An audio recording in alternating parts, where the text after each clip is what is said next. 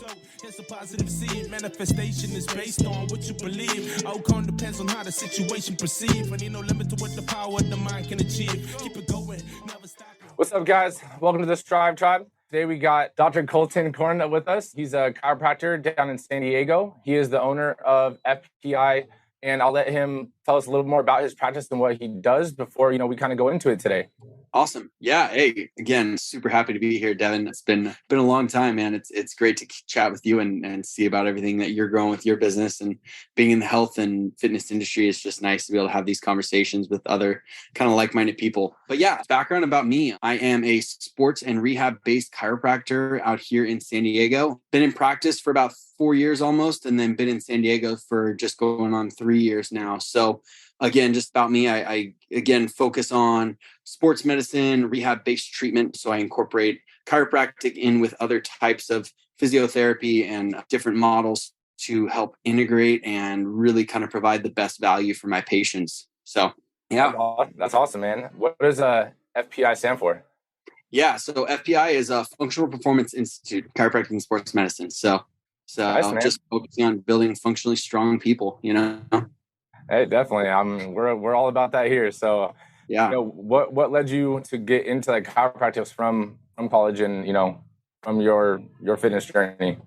Yeah, it's a great question. I mean, I grew up as an athlete. I mean, I played a ton of sports growing up, a lot more in the extreme sports, and got into volleyball in high school, and then started getting more into kind of weightlifting, bodybuilding things as I got into college. And I always loved working with athletes. I coached volleyball all through college, and I just, again, really, really liked working with athletes, but I kind of discovered chiropractic my senior year of college.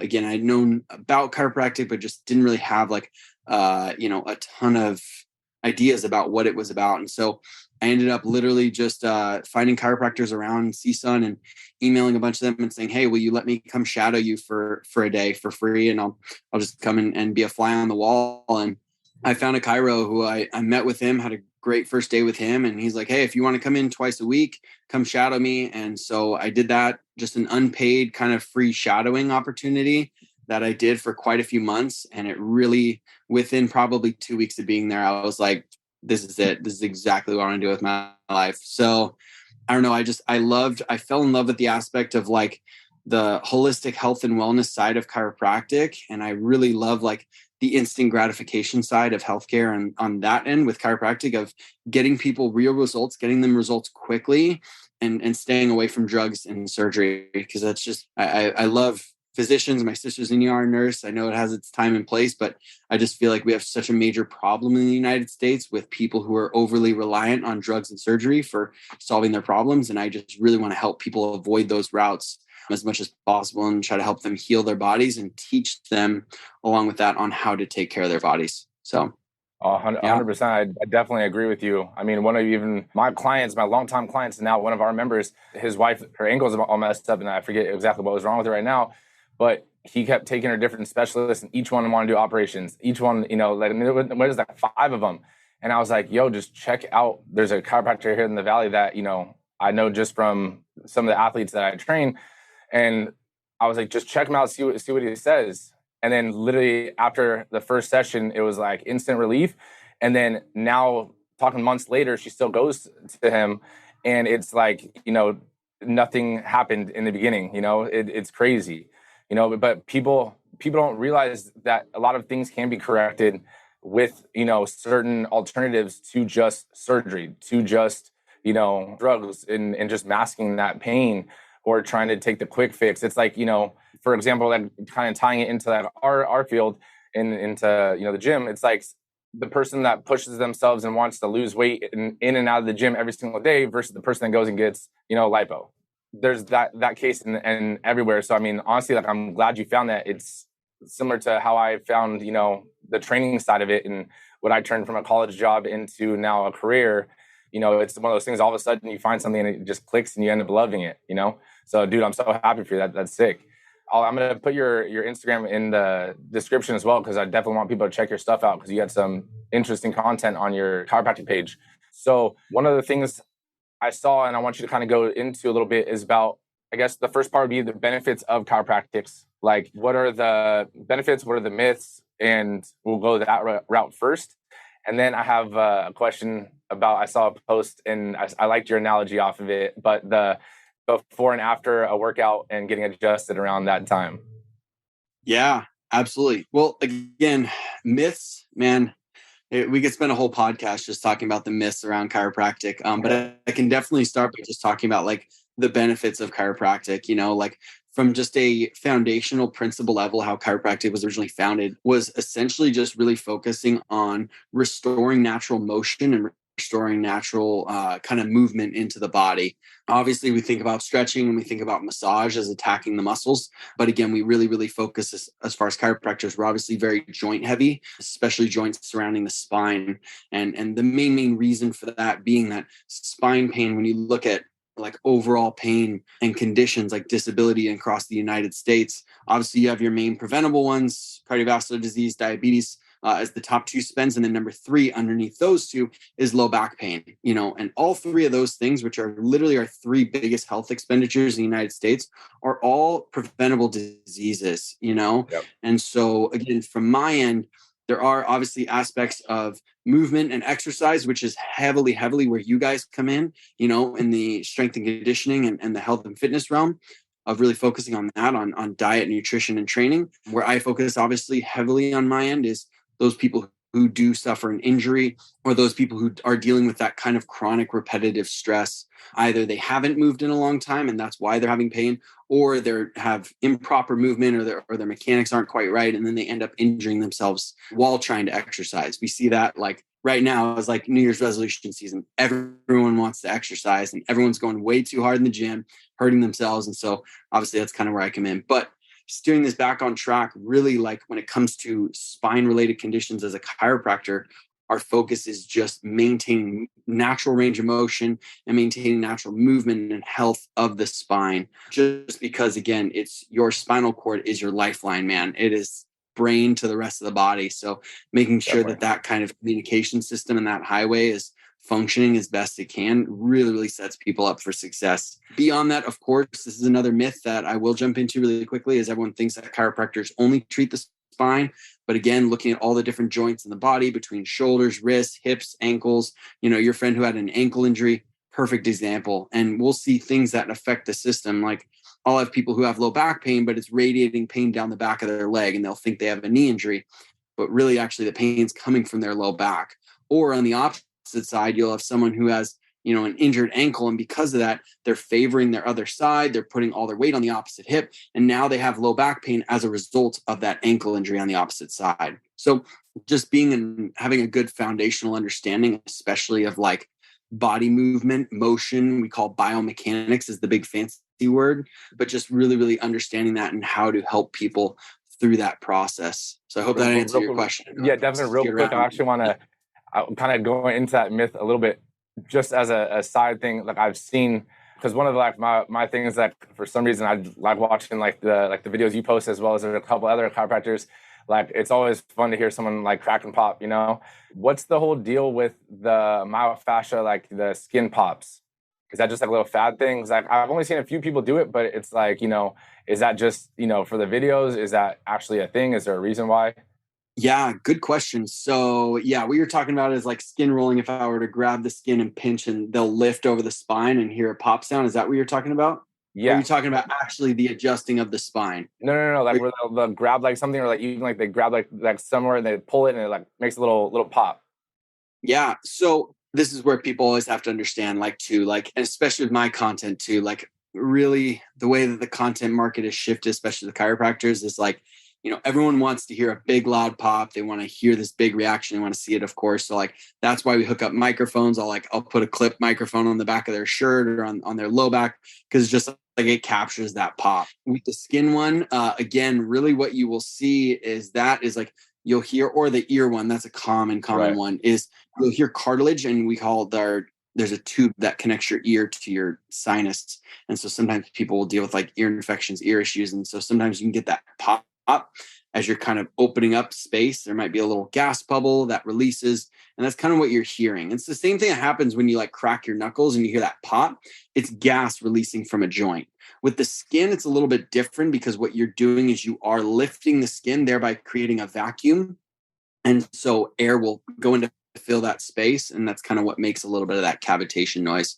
So you'll see that docs, especially over the spine, there's just a lot of skin to grab. And so they'll pull the skin up, creates this little kind of ripping, popping noise. Again, as far as like major benefit, I don't know. Do you personally do it? Look at it. There's crowd pleaser adjustments, as I like to say, like what adjustment gets the biggest, loudest crack, what adjustment sounds really, really, what one gets the biggest, reaction. Of course, you'll see people like they'll hug the person's head and they kind of grab with two hands and they pull, or the Y strap or the ring dingers, all the popular ones, and I do them myself. Like they're great adjustments. I would just say, just understand that like sometimes it's like, wow, this is really great. And other times it's like, well, this is a crowd pleaser. So, different like that. So the skin really a bit more of a crowd pleaser. Perfect. That was my only question on that. Again, going back into the, treatments before and after, I even had that wrong. I mean, it's not that I answered anyone's questions on that because no one really asked me that. I mean, that's a question you ask your chiro. But the whole getting adjusted before or after your workout, like when I listened to your reel the other day about that, I was like, damn, I didn't even think about that. Mm-hmm. Yeah, and again, it's like chiropractic has a lot of different avenues, and there's kind of differences of opinion and philosophy on chiropractic, which again is just a whole different story. And it's why I tell people, like, it's like if you went to a physician or you went to an orthopedic surgeon or a physical therapist and you're like, man, I really did not jive with that person, I did not like that provider, like just understand that every provider is different. And so we all have different viewpoints, different treatment styles, and different beliefs on what we think.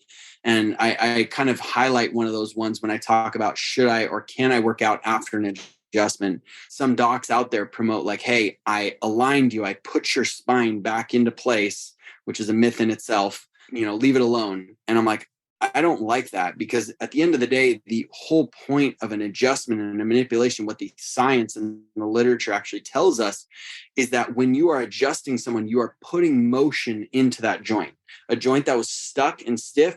I'm restoring that natural range of motion again. Easy way I use this is like someone who a lot of times, all the time, I get people like, yeah, I have trouble turning my head. Like it's hard for me to back out of a parking space. And then I'll adjust them. And at the end of the treatment, I'm like, hey, retest that same motion. And they look and they're like, holy shit, I can look over my shoulder. That's so much better. And I say, Bob, that isn't better. That's normal. You just haven't had normal in a long time because this joint has been so stuck. But imagine I adjusted Bob and I said, okay, Bob, don't move your neck. Don't look over your shoulder. I need this to stay perfect. Like it just doesn't make a lot of sense, Right. So in that aspect, I always use that analogy, or I talk about like, you take your bike to a bike shop for a tune-up. You have a rusty chain because the bike's been sitting in the garage. They're going to spray oil on that chain. They're going to get the sprocket moving. What do you think you should do after that? Go ride the bike. Like just go, like take it out, spin, get everything moving. So that's kind of my philosophy on that. And then again, the one where I talk about before an adjustment, that one gets a little more nuanced, because it really is kind of a case by case basis, where I've had some people who they come into me fresh from workout and they're like, yeah, our workout this morning was 50 deadlifts and 50 burpees, and now I can't walk. And I'm like, okay, well, your back is really messed up. You're 9 out of 10 pain, like in tears, waddling into my office. Like, I got to, there's not a whole lot I can do at this point. Whereas some people, as I mentioned, that reel, like, they're like, hey, doc, I don't feel pain until mile 5 of a run. I'm like, okay, well, I need you to go run 5 miles. And then I need you to come in and see me, because it'll help me at least understand your pain points a little better. So again, just to kind of recap that stuff for people who haven't seen it, you can always check out my videos. But that one is one where, again, like you're like, hey, I don't really know. I don't know if you should work out before or after. Talk to your chiro. Definitely always refer to me, and I'm always going to direct them as best I can. So does it affect, let's say if we were to work out like right now and not being in any like pain from the workout, but the muscles being like, filled with blood and, everything, like, does that affect you being able to adjust or feel anything that needs to be adjusted? Good point. Good point. I think it heavily depends. Like I've had workouts where it's just a very like back heavy workout or a posterior chain like heavy workout, like a lot of deadlifts and kettlebell swings or whatever, or there's some Olympic lifting, and so the low back muscles are just really really pumped. From that workout. Then they come in and like, hey, I really want to get this adjusted, and I'm like, hey, I can try. It may just be that the muscles are really really tight, and so it may be a little difficult to move that bone, but again, it just depends. Like, it really depends on what their goal is. Because if you had no pain and you came in, then I might say, yeah, like if you're looking to get a really good adjustment, get some stuff moving, then like, sure, maybe don't come see me right after you did a bunch of deadlifts or things like that where your erectors are kind of lit up. But it's not like, oh my God, you're ruining the session, you're wasting your money, don't come. It's like, it just depends. No, definitely. That makes total sense.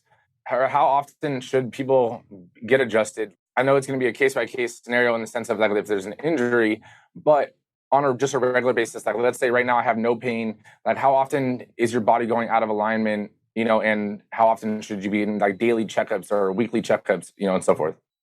That's a fantastic question. This is something I deal with, as I've gone through my practice, is just really helping to direct people. Yeah, this is probably one of the more difficult questions that I tend to deal with personally, is trying to direct people on a wellness maintenance plan.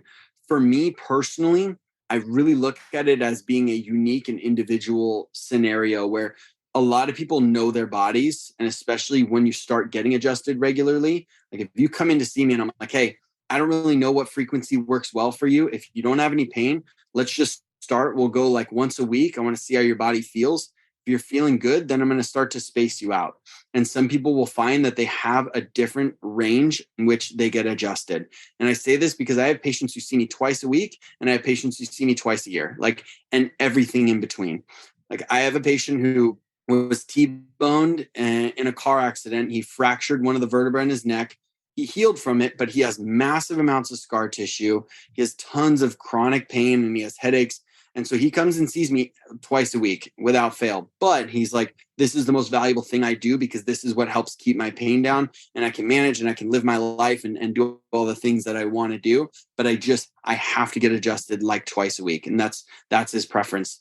Other people, it really depends on, again, your body. As I always say, you get clients who are like, they're just naturally flexible. Like you'll test them, be like, okay, how well do you squat? And they just like perfectly squat, ass to grass, like their knees are over their toes, like perfect Asian squat, and you're like, God damn, like, and they're like, should I be stretching? And I'm like, you don't need to stretch that often. Like you're really, really flexible, like some people are kind of gifted in that. And like, I can adjust them and then I won't see them for a couple months and they'll come back in like 3 months later. And I'm like, hey, haven't seen you in a while. They're like, yeah, I've honestly felt great for the last 3 months. Like it wasn't until last week and something kind of popped up. So it really is so unique and so dependent. And I'm trying to really, it just comes down to me understanding you and your body. And you'll also understand from getting adjusted, like, okay, what's my frequency? How well do I work? And again, that also changes. It really depends. Like if I have athletes who are in season, they're like, hey, I'm really pushing it hard. I'm grinding hard right now in the gym. I'm really pushing it. And I'm just a little more sore, a little more beat up. Then they may need to get adjusted a little bit more frequently. Or I have like in San Diego, I have like jiu-jitsu athletes and fighters who are in fight camp. So their calories are low. They're just redlining it in the gym. They're trying to cut weight for fights and they're just beat up. So I'm like, hey, yeah, we need to get you in a little more frequently to just keep your body moving. I'll flush things out, get you adjusted. Whereas other people who, again, and then they go into off season, a little more recovery work, they can do more stretching and more massage on their own. And that tends to help. So the more that people exercise and move, the more that they take care of, again, like the basic necessities of life, good nutrition, enough water, enough sleep, enough exercise, stress management. They manage those 5 things right there. They're going to greatly increase their chances of like, hey, I don't need to see you as often. Maybe I only need to see you every 2 weeks, every month, every couple months, whatever. But it's so highly dependent and it's so highly variable. I'll have people who are on a schedule and then, they're just like, hey, I'm really pushing it right now. Or, hey, something flared up. Hey, all right, come see me a little more frequently. We'll start to space you back up. So no, definitely. Honestly, it makes not an easy question at all. It's tough. No, but it makes. I mean, honestly, it makes sense. I mean, even like with personal training and stuff, like when I was doing just personal training, people would be like, okay, I want to see you every day. And then you're like, well, look, you don't need to see me every day. Some people like it. And then other people, you tell them, look, we need to train every single day until X point, and then, we can start spacing it out. Or in other people are like, let's just train once a week, give you new workouts, all that kind of stuff. I get it. That makes 100% sense.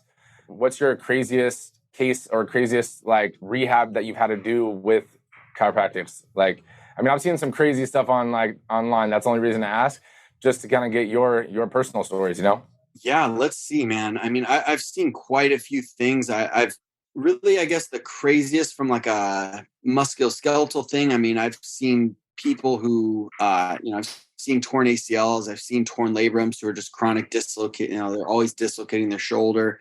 I've seen people with like full blown, like I've had people where I'm like, hey, you actually need to go to a surgeon. Like this is that bad, So I've definitely had people who are that bad. My goal is always to avoid, but I'm going to do everything I can. And if I'm like, hey, we run 4 to 6 to 8 weeks of conservative care and they're not responding the same way that we want, we're starting to see them lose function in the leg. As I mentioned, like spinal cord is so important and your spine is so important to take care of because it houses the cord. And if that spinal cord starts to get compressed, you will literally start to feel like the classic sciatica, the shooting pain down the leg or the numbness, tingling.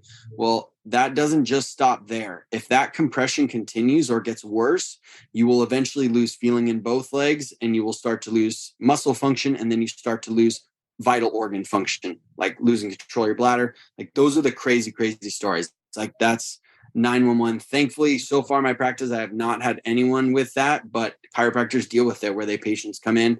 They're like, hey, I'm having back pain. I'm like, okay. Or, I heard a doc and was interviewing a patient. He's like, well, do you have any other symptoms? They're like, yeah, I've really been like, I haven't been able to like pick my feet up. Like my feet keep slapping on the floor. And he's like, okay. He's like, anything else? He's like, yeah, I've been finding myself going to the bathroom more frequently. Like I can't hold it. Like I wet myself the other night because I had to go to the bathroom so bad. And it's like, get out of my office. Like you are straight ER, spinal decompression surgery, like immediately, because you're on your way to literally being paralyzed.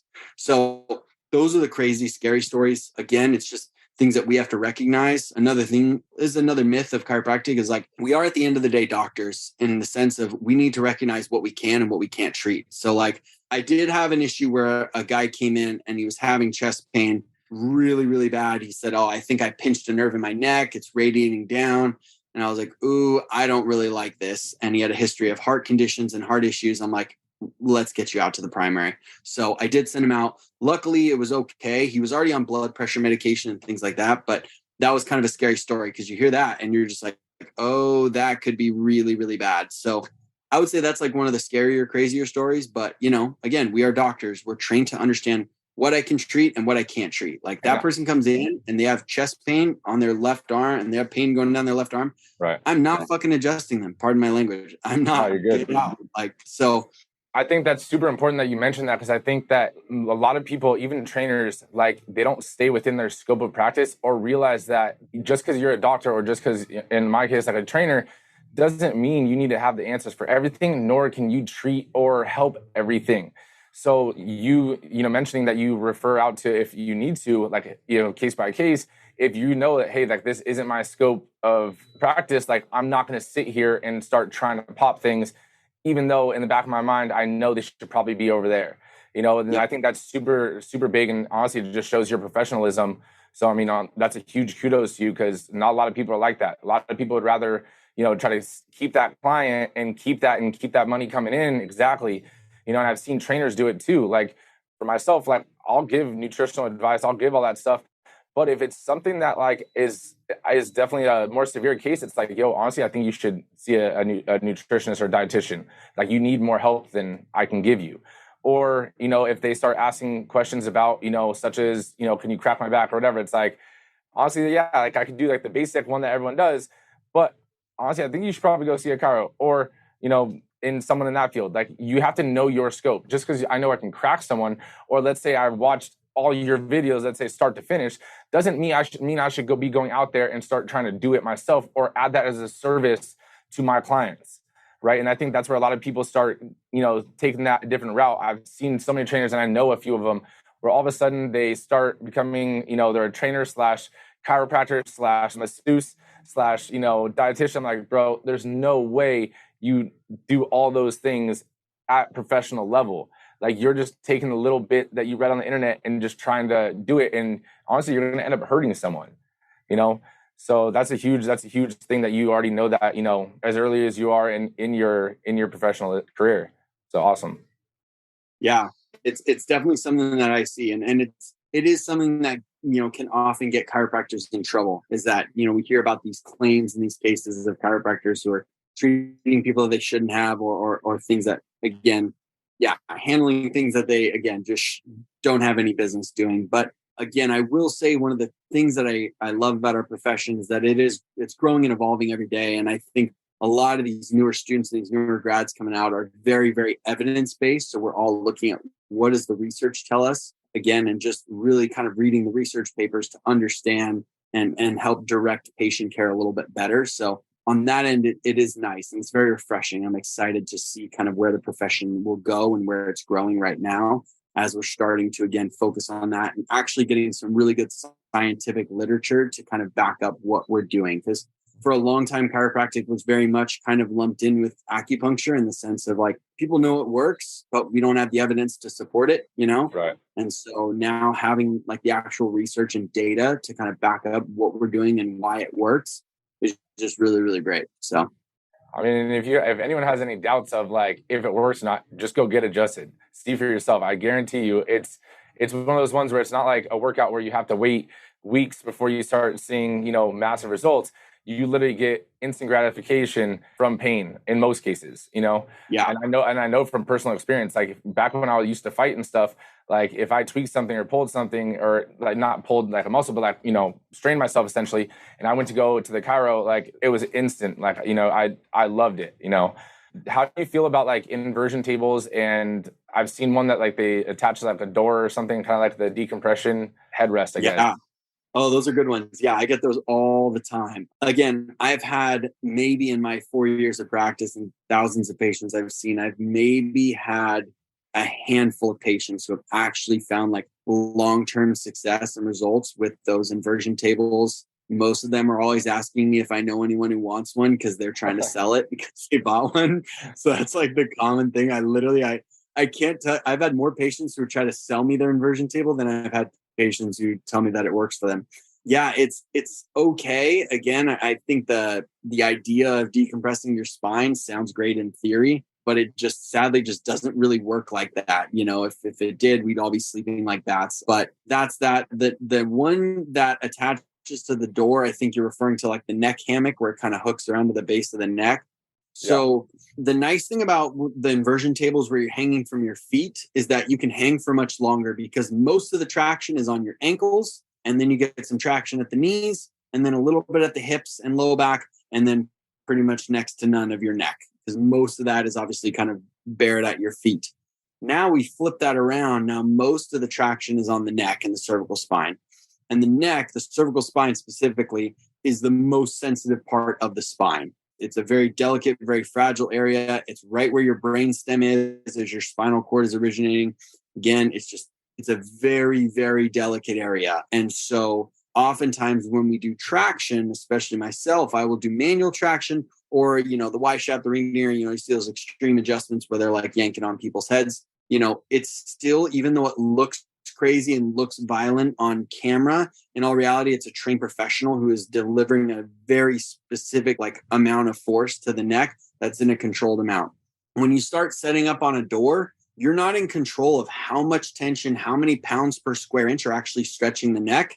And people also don't know how long to stay on it, you know? So then you end up like sustained traction, and it ends up stretching ligaments and in the neck. And then people have come to me very, very flared up, and their neck was really, really irritated, often usually worse than before they put the neck hammock on. So I exercise like a lot of caution on that. And I say, if you're looking for decompression, there's actually chiropractors and other providers out there who have specific computerized decompression tables where they set up on the neck, and there's a cable that's mounted to a computer that they can type in the exact amount of traction to use. So that way it's safe and effective for you. But outside of those decompression tables that are computerized, I really don't like the whole hammocks, because you don't have control. Right. and it's literally just someone yanking and stretching on your neck. And I'm just personally not a fan. And just because I've seen it so many times where patients come in to me really, really messed up from that. So. No, definitely. It makes sense. I mean, I had an inversion table, but mine was a gift from my dad because he bought one, didn't use it, and pawned it off basically on me just to get it out of his house. I used it probably maybe 3 or 4 times and had it there if my clients wanted to use it, and I was like, when we moved from that spot, I was like, I put it on the side and it was basically free. Whoever wants it. It did get taken, but it's a cool thought. But in my opinion, if you're looking for that decompression, definitely, like you said, go to a chiropractor, whether it's to use that table or just to get adjusted, because honestly, like, you're going to spend money on it. It's going to sit in your corner and it's going to collect their clothes, It's a hanging rack. That's what it ends up being. Exactly. So, I mean, how do you feel about, obviously with you cracking and adjusting and everything, how do you feel about like people cracking their knuckles or cracking their necks on a daily basis? Is that bad? Is it good? Is it? Yeah, that's a fantastic question. So interestingly enough, the joints in the extremities, so like shoulders, elbows, wrists, hips, knees, ankles, are those joints that they sustain or they handle that cracking, that repetitive cracking better. The joints of the spine just tend to be very, very sensitive because of the spinal cord being right next to those joints. You have to understand, like, you have your joints and you have your spinal cord going right around. And so it creates this nice ring right around your spinal cord. And so when people are trying to crack their neck, there's a bigger risk because you're right next to the cord. You can really irritate yourself if you have the wrong direction or you put too much force through. And so that's something that I'll commonly see, obviously, is people who didn't have the right force. Even myself, I know I can feel I have the body awareness. I've been getting adjusted, every week or 2 weeks, since I started school. So I know when I'm like, ooh, yeah, that joint is locked up. That C7, that 7th vertebra right there, I know it's locked up. I still go to another chiro and I'm like, hey, I need you to get this joint moving, and then have them adjust, because they can get the right direction and the right amplitude and the right force. Even for me, it's hard to, even when I know the angle of the joints, it's so difficult to get that right kind of amount of force.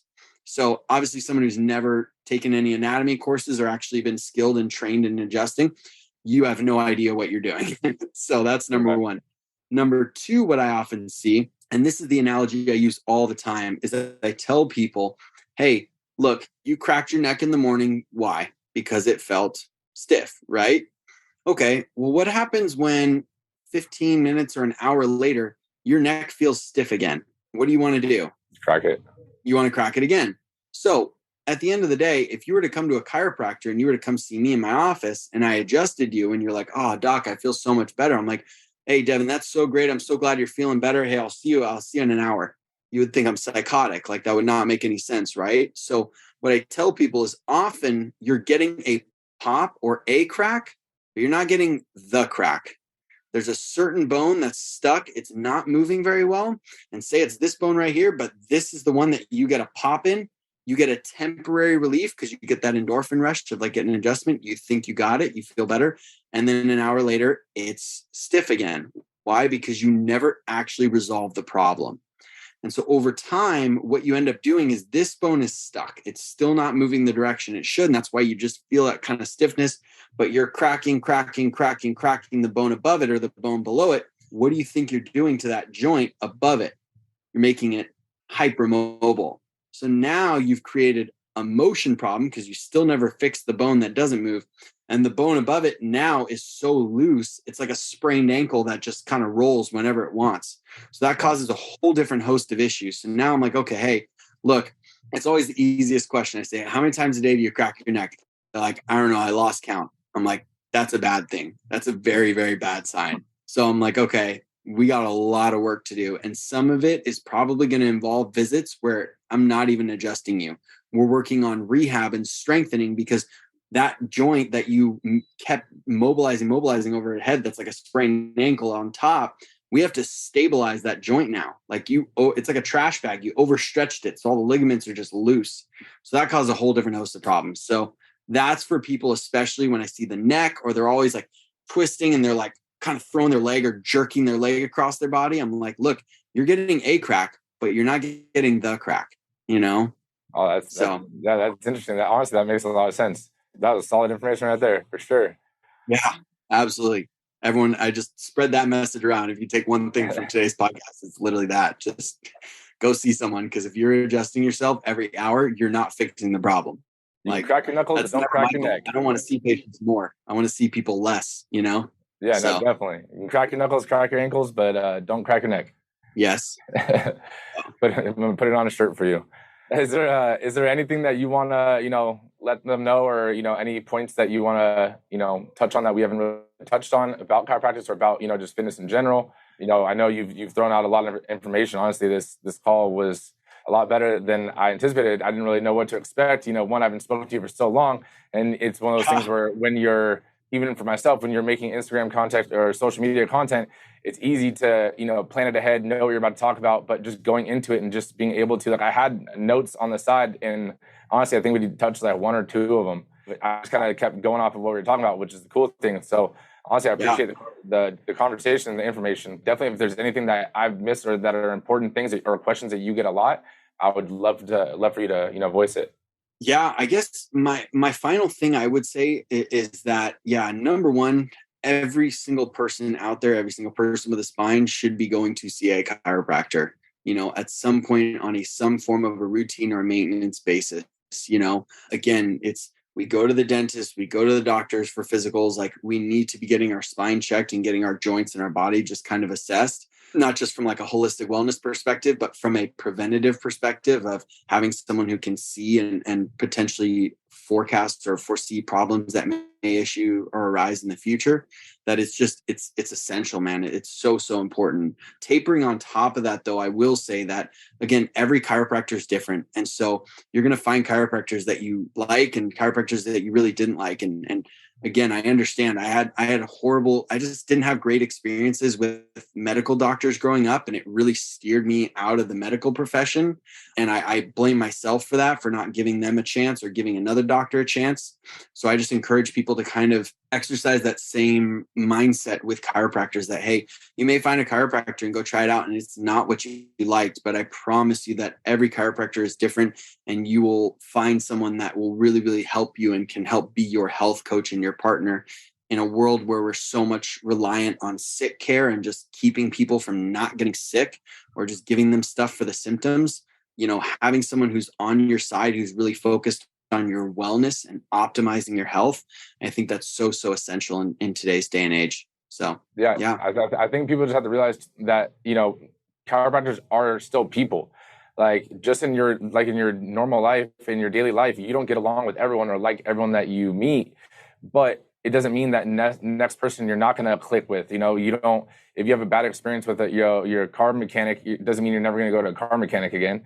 So exactly. I completely get it. Like just like our end, it's not like you're going to mesh with every client, because I know I don't mesh with every client. It happens, but it goes the opposite way too. But it doesn't mean you're not going to talk to the next person. And for them, they shouldn't go talk to another chiro, or for me, go talk to another trainer.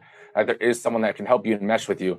So definitely, just because you may have had a bad experience once, I definitely second everything that you've said. And I definitely recommend, from personal experience, that everyone should be seeing a chiro, because honestly, it's amazing. Yeah, absolutely, man. Well, again, I just thank you for having me on here, and thank you for being on this side of health and fitness, of getting people better and keeping them well. I think, again, it's so important in today's day and age to just keep people moving and keep people healthy. Not just in our current time, but coming out of COVID, it's like, man, we need to get moving. We really need to get people moving. So any way that we can do that is so crucial. So, man, appreciate all the work you're doing. And I appreciate you, and I appreciate the content you're putting out, and as well as thank you for taking the time out of your day to hop on this podcast with us. Thank you so much, and we'll definitely catch up soon. Yeah. Yeah, man. I'll hit you up as soon as I come up to LA, man. Love to catch up. Oh yeah. By the way, next time, whether I'm in San Diego, because my brother lives out there, next time I'm out there or you're up here, I gotta try the Y strap thing. That is 100%. One thing I literally see on social media all the time, and I'm like, dude, that's the one adjustment I want to do. But at the same time, like, I don't want to just go some random like chiropractor and be like, hey, can you just hit me with the Y strap real quick? Like, I'm in between clients. But no, I honestly, definitely that's one thing I want to try out. So whether you're up here or I'm down there, we definitely got to link up. 100%, dude. It'll rock your world. It's one of my favorite adjustments. It's killer. So yeah, man. All right, dude. Well, hey, have a good one. thank you, man. Appreciate it. Later.